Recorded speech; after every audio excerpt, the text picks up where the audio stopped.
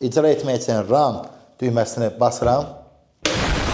Salam əziz izləyicilər, hər vaxtınız xeyir olsun. Bu gün mən Anar Ankaraşidov, Əri İnformatika Test Toplusunun həm müəllifi.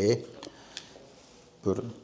Sizə input və print funksiyaların işləmə prinsipini izah edəcəm. Bunun üçün bizə bir dənə A dəyişəni, bir dənə B dəyişəni, sonradan bir dənə C dəyişəni, 3 ədəd yumurta və 3 ədəd yumurtanı user kimi, yəni istifadəçi kimi bizə verəcək Elsəvər müəllimə ehtiyacımız var. Buyur Elsəvər müəllim, bunu qoy hələlik kənara.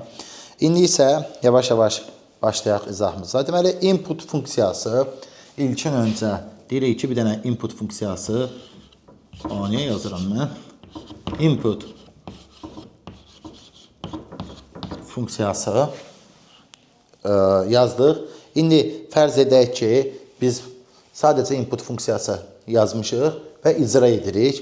İcra etmək üçün Run düyməsini basıram. Bu hal baş verər.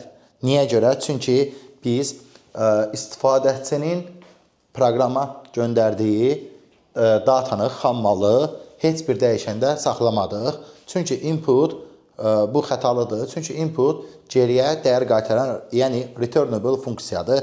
İndi bu halla rastlaşmamaqdan ötürü, yəni dəyərin istifadə oluna bilir vəziyyətinə gəlməkdən ötürü bu input funksiyasının bizə verdiyi dəyəri A adlı dəyişəndə saxlayırıq. Bu eybəcər A oldu. Bunu səliqələndirək biraz. Xoşum gəlmədi. Nəsə elə bir səliqələndirdik də, elə qəbullə. Artıq Elsəvər müəllim user kimi qoydu. Deməli, A dəyişəninə mənimsətdi. Hal-hazırda bu xammaldır. Unutmuruq, biz artıq demişik, input geriyə sətir tipində dəyər qaytarır. Yəni, toplana bilir, yox, bitişdirilə bilirdi. İndi isə oxşar bir prosesi icra eləmək üçün əlimizdə B dəyişəni götürürük. Yəni, Elsəvər müəllim tərəfindən proqrama göndəriləcək dəyəri B adlı qabda, daha doğrusu B adlı dəyişəndə saxlayacaq və bu B dəyişəni oldu. İndi isə bunların üzərində müəyyən bir proses aparaq. Biz artıq bundan əvvəlki videomuzda kim baxmayıbsa getsin baxsın. A dəyişəni və B dəyişəninin arasında plus işarəsi olanda hansı fərqli hallarla rastlaşa biləcəyini, necə işləyəcəyini ifadə etmişik.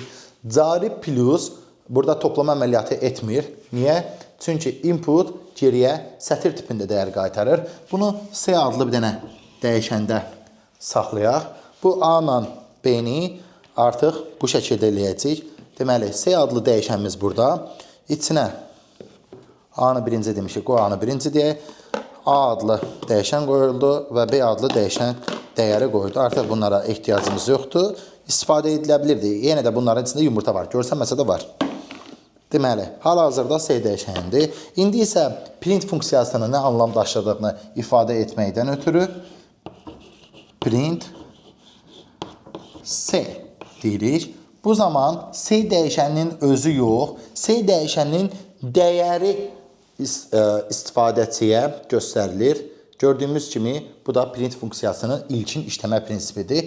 Gələcək dərslərimizdə artıq bunu daha dərindən deyəcək. Deməli, run prosesi icra edən zaman bayaqki proses, yəni input, yəni A-da saxlanıldı, B-də saxlanıldı. İkisinin bir yerdəliyi C-də saxlandı və istifadəçiyə göstərildi. Bu ardıcıllıqla olur.